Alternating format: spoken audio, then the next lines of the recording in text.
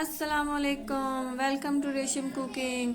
आज मैं आपको बनाना सिखाऊंगी आलू पालक कि किस तरह बग़ैर मसालों के आप घर पर आराम से बना सकते हैं। जो घर पर नमक मिर्च होता है उसी के साथ ही आप इसको मज़ेदार भी बना सकते हैं और इन्जॉय कर सकते हैं। कोई ज़ायद मसाले और महंगे महंगे मसाले लाने की ज़रूरत नहीं है। जो हमारा रवायती तरीका है उसी तरीके से मैं आपको बनाना सिखाऊंगी। तो ये रेसिपी मेरी सास की है, तो मैंने उनसे बनाना सीखी और मैं आपको बनाना सिखाऊंगी। सबसे पहले हमने 1 कप ऑयल लिया है। इसमें मैं डालूंगी 1 चम्मच लहसुन का पेस्ट। इसको बहुत ज़्यादा फ्राई नहीं करना, बस हल्का सा फ्राई करना है, ब्राउन नहीं होने देना। तो ये हमारा एक रवायती अंदाज में हम ये आलू पालक बनाते हैं। बहुत ज़्यादा मसालों से अवॉइड किया करें। ये मसाले जो हैं सेहत के लिए अच्छे नहीं होते। इसमें अब मैंने 2 मीडियम साइज़ के प्याज डाल दिए हैं, स्लाइस में काटे हैं मैंने। प्याज भी हम फ्राई करेंगे। प्याज़ों को हमने बहुत ज़्यादा ब्राउन नहीं करना, लाइट लाइट रखेंगे, क्योंकि सब्ज़ी में वैसे भी प्याज ज़्यादा ब्राउन नहीं करने चाहिए। और मैं कोशिश कर रही हूँ कि मैं आपको बिल्कुल सादा अंदाज में बनाना सिखाऊं। बहुत लोगों को मैंने देखा है कि वो इतने महंगे महंगे मसाले बताते हैं कि बंदा कहता है कि मैं कहाँ से खरीदूं ये, और कईयों को तो पता ही नहीं होता कि मसाले हैं कहाँ। तो आप इंशाल्लाह मेरी वीडियो देखें, इनको इसको शेयर करें, सब्सक्राइब करें मेरे चैनल को, तो मैं आपको इसी तरह बताती रहूँगी। यहाँ मैंने 2 मीडियम साइज़ के टमाटर काट लिए हैं छोटे छोटे क्यूब्स में, और सब्ज़ मिर्च की पेस्ट बना के मैंने डाली है, क्योंकि ऐसे काट के डालें तो फिर उसका इतना टेस्ट नहीं आता। अगर आप पेस्ट बना के डालेंगे तो आपको इसका डबल टेस्ट आएगा। तो इन दोनों को भी मैं अच्छी तरह से फ्राई कर लूँगी। देखिए हमारा मसाला कितना अच्छा बन गया है, कितना खूबसूरत लग रहा है। अब मैं यहाँ पर एक चम्मच सुरख मिर्च, 1 चम्मच हल्दी और 1 बड़ा चम्मच खुशक धनिया पाउडर डाल दिए। आप सोच रहे होंगे कि मैंने अभी तक नमक क्यों नहीं डाला। तो नमक अभी नहीं डालना, क्योंकि जो पालक होती है वो भी नमकीन होती है।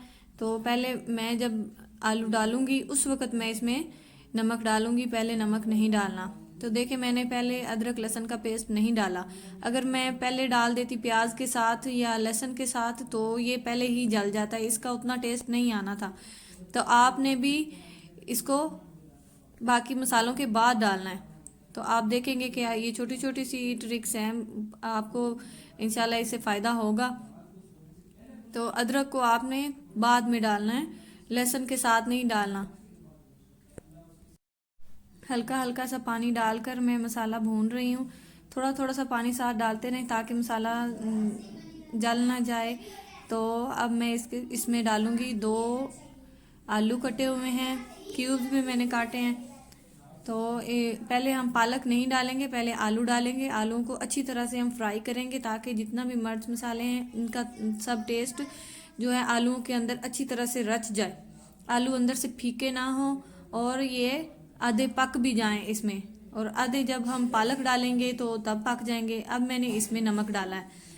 नमक मैंने अपने जायके के हिसाब से डाला, आप भी जितना खाते हो कोशिश करें कि पालक में पहले नमक कम डालें, क्योंकि जब पालक डाल लेते हैं नमक पहले पूरा कर लें और पालक बाद में डालें तो फिर नमक तेज़ हो जाता है। तो आपने पहले थोड़ा नमक डालना है और बाद में टेस्ट करके फिर अगर ज़रूरत पड़े तो आप और डाल लें। तो आलूओं को मैं अभी फ्राई कर रही हूँ। तो देखें ऑयल सेपरेट हो रहा है आलूओं से। अब मैं इसमें जो मैंने पालक काट के रखी हुई थी धो के, इसको धोना बहुत ज़रूरी है, अच्छी तरह से इसको धोना है। इसमें मिट्टी बहुत ज़्यादा होती है तो इसको साफ़ करना बहुत ज़रूरी है। पालक में बहुत मिट्टी होती है तो इसको आपने बार बार धोना है, बार बार छलनी में। अगर आपने पालक धोते हुए थोड़ी सी भी सुस्ती कर दी तो आपकी सारी मेहनत ज़ाया जाएगी, मुंह में किरच किरच होती रहेगी, मुंह दांतों के नीचे मिट्टी आएगी, तो आपकी तारीफ नहीं होगी। आपने ये छोटी छोटी बातों का ख्याल रखना है। तो अब मैं इसको अच्छी तरह से मसाला मिक्स कर लूँगी और इसको मैं अब इसमें मैं पानी नहीं डालूंगी। अब इसको मैंने पालक के पानी में ही पकाना है। मैं इसमें डाल के अब इसको मैं ढक देती हूँ। थोड़ी थोड़ी देर को मैं इसको देखती रहूँगी। अब मैं देख रही हूँ तो देखिए पालक का पानी काफ़ी निकल आया है।